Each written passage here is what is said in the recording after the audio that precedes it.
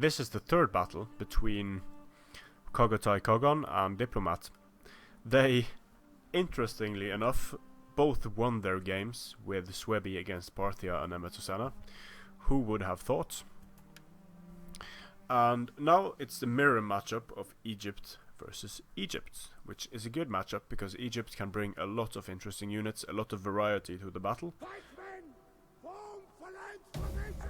And one thing's for certain, Egypt will win here.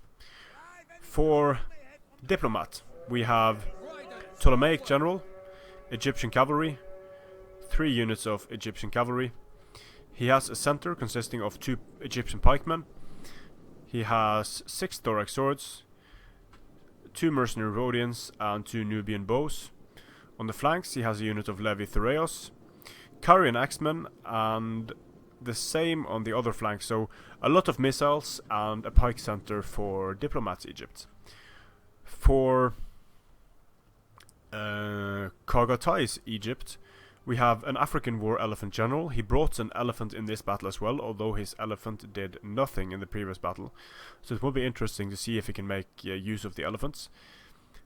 3 citizen cavalry, Nubian spears. He has 6 Egyptian pikes, or I can't really see all of his. I think he has 6 Egyptian pikes, 2 thorax swords, a unit of Nubian spears, and for skirmishing he has 3 mercenary Cretan archers. So 2 unusual and interesting builds, 2 more units of, so he has a total of 4 citizen cavalry units, and I'm not entirely sure that it's worth the upgrade in bringing Egyptian cavalry compared to citizen cavalry, because the Egyptian cavalry is going to lose most cavalry engagements against other types of melee cavalry. They are only medium melee cavalry, and their 50 armor makes them a bit less durable than the citizen cavalry. They also only have 40 morale, and 40 morale for a unit that costs 600 is disastrous. So I'm not sort of on the fence about what these guys bring to the battle that the citizen cavalry don't. Sure, they have a better well, they have a better melee attack and they have a higher bonus against cavalry, but their stats are, their health is good for their price, but the thing that drags them down is the lack of armor and the low morale. They are also not disciplined. The citizen cavalry isn't disciplined either. So in the skirmishing, it looks like we have an advantage for Diplomatt. Not a huge advantage, because the Nubian bows are going to get wrecked by the mercenary Cretans.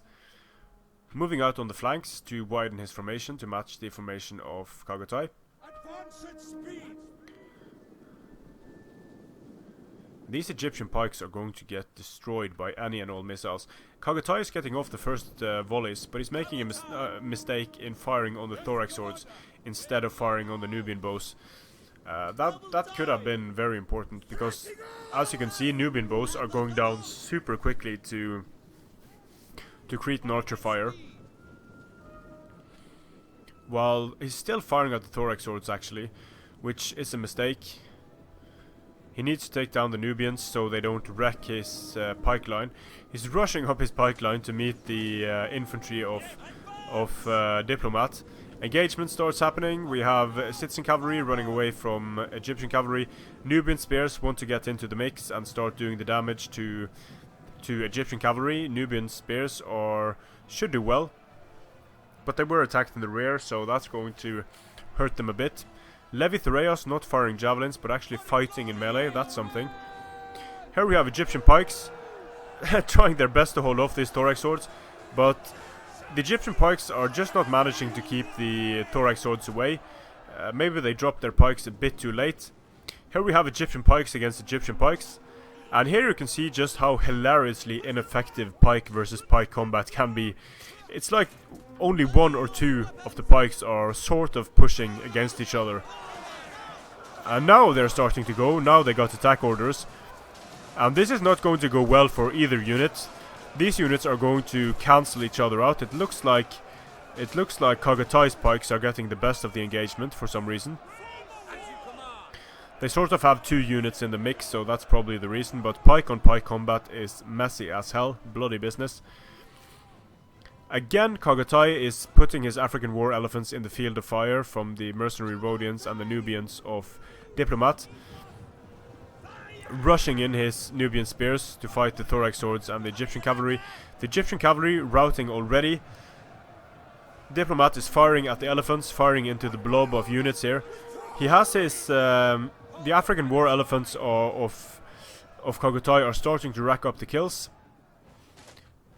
Engagements happening all across the battlefield in a disorganized manner. On the flanks, Diplomatt is defeating the Nubian spears and the citizen cavalry. In the center, the Egyptian pikes are going down super quickly to mercenary Rhodian fire. And bringing an Egyptian pike corps it's interesting, but it's just so risky, because then you have an entire line of infantry with 30 morale, 50 armor and 50 health that is going to disintegrate under any kind of skirmish fire. So the elephants of Chagatay are exhausted because they use trample, and now they're just trying to slowly lumber against the Nubian bows, but they're dropping so quickly to the fire from the Rhodian slingers. They are running amok, they are able to get into the Nubian bowmen and do some damage there, but Diplomatt is just surrounding them and destroying the elephants one by one with slinger and archer fire. And again we see that using elephants is not just about giving attack orders and winning. You have to deal with the enemy skirmishers. If you fail to deal with the enemy skirmishers, then the elephants are going to do this. They're going to be under fire from multiple directions, and then they're just going to rout off the field. And this is the general of Chagatay as well. So when the general dies, we should see a lot of these units start to get morale penalties. The general is dead. So in these engagements, even though the thorax swords are I'll just pause here. No, I won't pause, but I will keep talking. Disciplined units will get a penalty when the general dies. Look at the tooltip there. It has a red triangle pointing down. That means that there is a negative morale effect on the thorax swords, and they will get a permanent -15 reduction to the general being dead. So while they won't get the -30 that units that aren't disciplined get right after the general dies, it is definitely a factor in how long they're going to be able to stay in the battle, because they're going to be at -15 morale now, and getting rear charged when having 15 morale means that these thorax swords have a base morale of 55, and that means that they're going to have a base modified morale of only 40, which is not a whole lot. The skirmishers of Diplomatt are still alive. Not a huge amount of damage done by these units, but they definitely contributed by killing the elephants. And the pikes, the Egyptian pikes of Chagatay, are just routing off the field. And Diplomatt won this game in convincing fashion, I'd say. Very risky bringing the elephant and the pike corps from Chagatay. Maybe he expected elephants or chariots, I'm not really sure. Peculiar build, bringing this amount of Egyptian pikes. They did get some kills. The cavalry didn't do much, the skirmishers didn't do much, the African war elephants didn't do much. On Diplomatt's side, the thorax swords did well. Some of the Egyptian pikes that were up against Egyptian pikes did okay, but overall, just being able to use his units more effectively than Chagatay, and I think he brought the safer and the stronger build in this case. It could have worked for Chagatay if he managed to use his elephants to great effect, but there are, let's count them, there are 4 units that can throw javelins, there are 4 long-range skirmishers, and there are 2 pikes on the side of Diplomatt Egypt, so it's going to be very difficult to use elephants effectively under those circumstances. Congratulations to Diplomatt. Diplomatt will be winning the Black Sea DLC, because there has been a small change in the prices of my tournament, which I will come back to later, but Diplomatt won the bronze finals. Congratulations, he's in 3rd place. The only matches that remain to be played in the tournament are between Pokepax and Armenian King, and those are in the finals. So very excited to see what's going to happen there.